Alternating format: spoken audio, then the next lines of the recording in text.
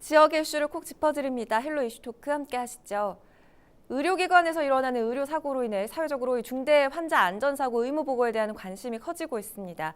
현재 의무보고를 담은 관련 법은 국회에서 계류 중인데요. 자, 오늘 이 시간에는 환자안전법 개정 어떻게 돼가고 있는지 이야기 나눠봅니다. 조정훈 오마이뉴스 기자 그리고 천용기 뉴스민 기자와 함께합니다. 두 분 어서 오세요. 네, 안녕하십니까. 반갑습니다. 자, 일단 이 환자안전법이란 게 뭔지부터 좀 살펴봐야겠죠. 이 부분에 대한 설명을 좀 해주세요. 네, 환자의 안전사고가 이제 많이 생기면서 국가가 이제 국가 차원에서 좀 체계적으로 관리를 하자 이렇게 한 게 환자안전법입니다. 지난 2015년 그 1월 달에 이제 제정이 됐는데요. 시행은 2016년 7월부터 시행이 됐습니다. 세부적으로는 이제 환자가 이제 안전 그 학습 시스템을 가동을 해서 안전사고 매뉴얼을 작성을 하자. 그리고 전국 의료기관이 이제 공유를 하자 이런 내용인데요. 네.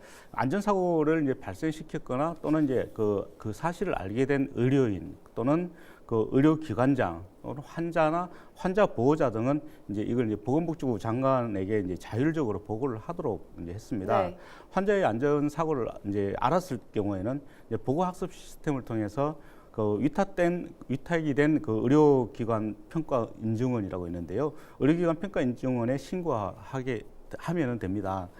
신고가 접수가 되면은 이제 검증을 그리고 이제 분석 이걸 좀 거치는데요. 거쳐서 이제 환자 안전 사고를 판단을 합니다. 판단을 하게 되면은 주의 경보 등의 이제 형태로 이제 전국에 있는 전체 의료기관에 이제 공유가 되는데요. 네. 이렇게 공유가 되고 또 개별 보고 차원에서 비밀로 이제 합니다. 누가 이제 안전사고를 냈다 이런 거는 비밀로 하지만 이제 그에 대한 답변이나 대응은 이제 의료기관 전체에서 이제 제공을 하는 방식입니다. 이제 다만 이제 그 사고를 발생시킨 이제 보건 의료인이 이제 자기가 이제 죄책감이라든지 이런 것 때문에 이제 그 보고를 하지 않을 수가 있잖아요. 그렇죠. 그렇기 때문에 이제 비밀로 하도록 하고 있고요.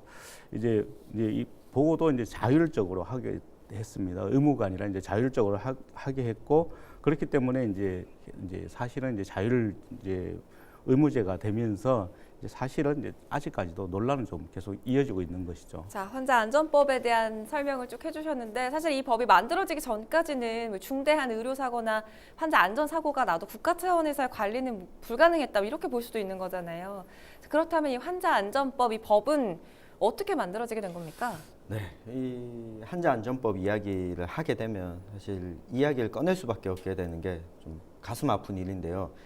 2010년이었습니다. 대구 한 대학병원에서 백혈병으로 치료를 받고 있던 정종영 군이 항암제 투약 오류로 목숨을 잃게 되는 일이 있었습니다. 이걸 계기로 해서 2016년부터 환자안전법이 시행이 됐는데요. 2007년부터 이 백혈병 진단을 받고 이 정종영 군이 치료를 받았습니다. 3년 네. 가까이 치료를 받았는데 거의 이제 완치가 됐다라고 했을 때쯤 이 항암제를 투여를 했는데 이것이 정맥에 투여하지 않고 잘못 주사가 들어갔어요. 척수관 내로 잘못 들어가게 되면서 이 정종영 군이 목숨을 잃게 됐습니다. 네. 이때 이후로 속칭 일명 이 종연이법이라는 입법 제정 운동이 일어나게 됐고 이 사건이 일어나고 보니까 이 정종영 군 외에도 국내에도 이런 식으로 잘못 항암제를 투약해서 사망한 사례가 3건이 더 나타나게 된 거죠. 네. 그러면서 환자안전법 개정까지 이루어지게 됐습니다. 단체도 아니고 개인이 그것도 그 아픔을 직접 겪은 이 유가족에 나서서 이런 법을 만들기까지 참 그 과정이 쉽지가 않았겠죠, 물론. 예, 그렇습니다. 저도 이제 사실 종현이가 좀 생각이 나는데요. 제가 그 2013년도에 이제 그 종현이 어머니를 만나서 취재를 한 적이 있었습니다. 그때 이제 종현이 어머니가 환자안전법을 이제 그 제정을 하기 위해서 굉장히 많이 노력을 했었는데요. 네. 종현이는 2010년 그 당시 9살이었습니다. 9살이었는데 그 백혈병 완치율이 거의 90% 이상이어서 곧 완치가 될 거다 이런 희망을 가지고 있었습니다. 하지만 이제 의사가 실수로 이제 그 주사를 잘못 맞는 바람에 이제 고통을 호소하다가 그 10일 만에 세상을 떠났습니다. 종현이의 사진은 지금도 이제 경북대병원 소아과 병동에 걸려 있는데요. 사진에는 이제 모든 어린이의 건강와 모든 어린이의 완치와 건강을 기원합니다. 이렇게 사진에는 쓰여 있습니다. 네. 그 종현이 부모님은 이제 빈크리스틴 그 투약 매뉴얼을 만들어 달라 이렇게 이제 보건복지부에 그 요청을 했는데요. 보건복지부와 대한 그 병원협회는 이제 빈크리스틴 투약의 상세한 매뉴얼을 만들어서 전국 병원에 이제 공문을 보내게 됩니다. 네. 그리고 이제 종현이 부모는 이제 또 당시 그 대통령 후보들에게도 이제 환자 안전법 제정을 호소를 했었습니다. 환자 안전법 제정을 호소를 하고 또 국회 보건복지위원회와 의원들을 찾아다니면서 환자 안전법 제정안 그 발의를 요청을 했습니다. 그리고 2012년 그 8월에는 종현이 부모와 이제 환자 단체 연합회가 있는데요. 환자 단체 연합회가 환자 안전법 제정을 위해서 1만 명 문자 서명 운동을 펼쳤습니다. 이후 약 8개월 만에 그 문자가 만 명을 넘어서게 됐는데요. 2013년 4월에 김효진 씨라는 분이 그 10,000번째로 서명을 하면서 법 제정에 대한 이제 탄력이 붙기 시작을 했습니다. 네. 또 국회 그 당시 오재세 보건복지위원장이 환자 안전법을 발의를 하게 되는데요. 네. 2014년 그 1월 오재세 위원장과 새누리당 신경림 그 국회의원이 환자 안전 및 의료질 향상 법안을 발의를 하면서 2015년 1월달에 이제 환자 안전법이 제정이 됐습니다. 네. 종현이법이라고도 불리는데요. 이 환자 안전법은 빈크리스틴 투약 오류 사망 사건이 있은 지 만 6년 2개월 만에 이제 시행이 됐습니다. 그 시행이 2016년 7월에 네. 됩니다. 네. 그 환자 안전법이 지금 시행이 됐음에도 사실은 그 비슷한 의료 사고가 종종 발생을 하고 있어서 더 마음이 아픕니다. 얼마 전에도 대구 한 대학병원에서 백혈병을 앓던 어린이가 사망한 사건이 있었잖아요. 이 사건도 좀 짚어봐야겠죠. 네, 2017년 11월 29일이었습니다. 그러니까 환자안전법이 시행되고 난 이후인데요. 이때 김재용 군이 체온이 올라가서 그 전에 백혈병을 앓고 있었는데 거의 완치가 되어가고 있었던 시점이었어요. 근데 김재용 군이 체온이 38.5도까지 올라가서 네. 다니던 한 대학병원에 가게 됩니다. 근데 이 병원 측에서는 급성 림프구성 백혈병 치료를 받은 적이 있으니까 아무래도 백혈병이 재발되는 것 아니냐라고 의심을 하면서 이 골수 검사를 다시 하게 됩니다. 네. 근데 이 골수 검사를 하기 위해서 수면 진정제를 투여를 했어요. 네. 근데 수면 진정제 투여를 하고 한 10분쯤 지나니까 맥박이 뛰지 않고 또 이 산소 포화도가 75% 수준으로 떨어지고 네. 입술이 파랗게 변하는 이 청색증 현상이 일어나게 됐어요. 그런데 응급처치를 하다가 목숨을 잃게 됐는데 응급처치 과정에서 문제가 드러났어요. 그러니까 이 검사를 하게 됐던 골수 검사를 했던 곳이 간호사실이었고 이 간호사실이다 보니까 장비도 장비가. 갖추지 못했던 거예요.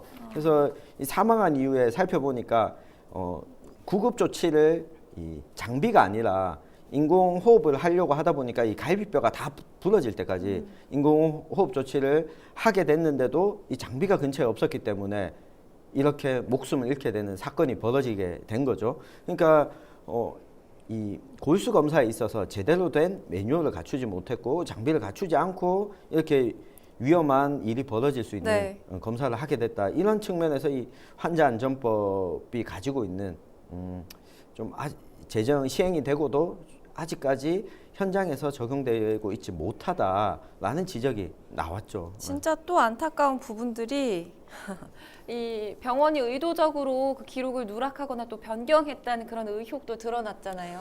예, 이 사건의 그렇습니다. 경우에는. 예, 제대로 된 매뉴얼이 없었을 뿐만 아니라 이 기록지마저도 이제 누락을 하면서 좀 그 부모님들이 상당히 이제 분노를 샀는데요. 이제 당시 이제 그 병원에서 이제 그 보호자한테 제공한 그 진정 기록지라고 있습니다. 진정 기록지하고 또 네. 간호 기록지가 있는데요. 이 기록지에는 이제 산소 포화도 수치가 이제 서로 다르게 기재되어 있었습니다. 그래서 이제 부모님들이 이거 엉터리 작성했는 거 아니냐 이렇게 네. 주장을 했습니다.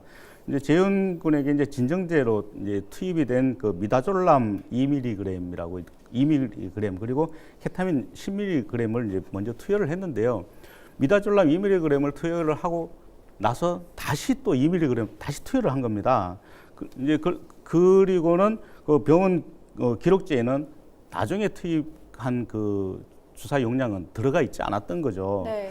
그래서 이제 유족들이 이제 거세게 항의를 하니까 그제서야 이제 병원에서 이제 추가로 이렇게 기록을 해서 줬거든요. 이런 문제가 발생을 하니까 이제 환자 단체 연합회 그리고 그 재윤이 어머니 재윤이 어린이 유족 쪽에서는 굉장히 반발을 하면서 지난해 이제 8월 13일이었죠. 이때 영남대병원에서 기자회견을 열었습니다. 당시 이제 기자회견에서는 이제 6살 재윤이의 의료사고 사망 사건의 원인 규명 그리고 사과 또 수면 진정제 안전사고 재발 방지 대책을 수립하라 이렇게 요구를 했는데요. 네. 유족들은 이런 사례가 재발되지 않도록 중대한 환자 안전사고, 일명 이제 여기서는 이제 또 적신호 사건이라고 하는데요. 이런 사건이 발생했을 때는 의료기관이 보건복지부 장관에게 의무적으로 보고하도록 하자. 제가 앞서 말씀드렸을 때는 이제 자율 의무제. 그래서 실질적으로는 의사들이 제대로 보고하지 않을까봐 자율 의무제를 하도록 했는데 네. 여기서는 의무적으로 이제 보고하도록 하자 이런 법안을 국회에서 통과시켜 달라 이렇게 요구를 했습니다. 사실 이 문제가 우리 지역사회에 큰 파장을 불러오면서 경찰 조사도 했는데 초기에는 병원 측의 잘못이 아닌 걸로 나왔다가 또 이후에는 그 반대 결과가 나오면서 또 논란이 됐었잖아요. 네, 맞습니다. 이 경찰이 지난해였죠. 한국의료조정분쟁조정원에다가 의뢰를 했습니다. 의뢰한 결과가 처음에는 병원 측에서 이 김군에 대한 백혈병 의심 진단을 한 것이 타당했다. 그렇기 때문에 병원 측에 책임이 없다. 이런 결과가 나왔는데 네. 경찰에서 다시 중재원에 재의뢰를 신청했는데 이 결과가 뒤집어지게 된 거죠. 이 내용을 보면 이렇습니다. 의료진이 처음에는 강력한 마약성 진통제인 펜타닐을 사용했다는 사실이 나타나지 않았었는데 재의뢰하고 나서 이게 드러나게 된 거죠. 그리고 이 체중 21kg 정도 되는 환자에게 투여해야 되는 용량보다 약 2배 가까이 더 투여를 네. 했다. 이게 밝혀졌고요. 이후에 중재원이 의료진의 적절한 대처와 관련해서도 아까 산소 포화도가 75% 수준으로 떨어졌다. 이 말씀을 드렸었는데요. 네. 이 산소 포화도는 무호흡 호흡을 하지 않을 때 90%까지는 천천히 떨어진다. 그러면 75%까지 떨어질 동안 과연 의료진이 적정한 조치를 했느냐. 적절하게 네. 모니터링을 하고 있었나. 그러니까 계속 지켜보고 점검을 하고 체크를 했어야 되는데 의료진이 이 부분도 하지 않았다라는 사실이 드러나게 된 거죠. 네. 이걸 보면 우리가 두 가지 좀 의구심을 갖게 되는데요. 이 의료조정분쟁조정원에 대한 의뢰를 했는데 이게 처음 결과와 그다음 결과가 달라지게 된 거잖아요. 과연 이 기관의 조사를 믿을 수 있겠느냐라고 하는 부분이 한 가지가 드러났고요. 맞아요. 예, 분쟁조정원에서도 이 사회적인 여론이 크지 않으면 제대로 이걸 살펴보지 않는다라는 의구심을 들게 만들었고 또 한 가지는 이 분쟁조정원 또한 의료 관계자들이 많이 있기 때문에 과연 팔이 안으로 굽을 수밖에 없겠죠. 팔이 안으로 굽을 수밖에 없다. 이런 의구심을 계속 갖게 만들었습니다. 그 종현이, 재윤이 안타까운 사연에 가슴이 답답합니다. 이 두 어린이 의료 사고에서처럼 의사, 약사, 간호사, 환자 중에 한 명만 발견해서도 사실 막을 수 있는 그런 환자 안전 사고들이 많이 있는 거잖아요. 이 중에 약물 사고로 인해 발생하는 사고가 28%나 된다 이런 조사도 있거든요. 예, 그렇습니다. 약물 사고로 인한 사고가 우리나라뿐만 아니라 이제 다른 나라에서도 상당히 많은데요. 미국의 예를 들면은 한 해에 약 4만 4천 건에서 9만 8천 건 정도가 오류로 사망하는 것으로 네. 추정을 하고 있습니다. 우리나라도 상당히 많은데요. 대표적인 사례가 이제 투약 실수입니다. 지난 2016년 7월부터 지난해 9월까지 이제 병원이 제출한 환자 안전사고 자율 보고 통계가 있는데요. 이 통계를 보면 의료사고 3,060건 중에서 약물 오류가 28%나 됐습니다. 857건인데요. 낙상 다음으로 많은 사고 유형이었습니다. 네.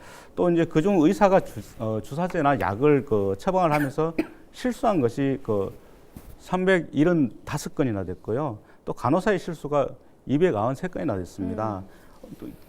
더욱이 이제 더 심각한 거는 엉뚱한 주사제나 약을 조제한 경우도 있었는데요. 이 경우가 모두 83건이 있었고 약을 또 다른 사람에게 주사한 사례도 그 56건이나 있었습니다. 네. 좀 제대로 주사를 해야 되는데 환자가 많다 보니까 엉뚱하게 바뀌어가서. 바뀐 경우죠. 네. 이런 실수들은 이제 아무래도 그 우리가 상식적으로 생각할 때는 작은 병원에서 이루어지지 않을까 이렇게 생각을 하는데요. 뭐 이 상식과는 전혀 다른 결과였습니다. 복합적인 문제라고 볼 수 있을까요? 그러니까 의료진의 뭐 피로도가 너무 과중돼서 그렇습니다. 뭐 이런 예. 작은 실수들이 자꾸 반복되는. 근데 그 실수가 굉장히 치명적이라는 게 그렇습니다. 문제인 거겠죠. 네, 근데 아무래도 이제 이런 의료 사고가 이제 상급병원에서 많이 발생을 했는데요.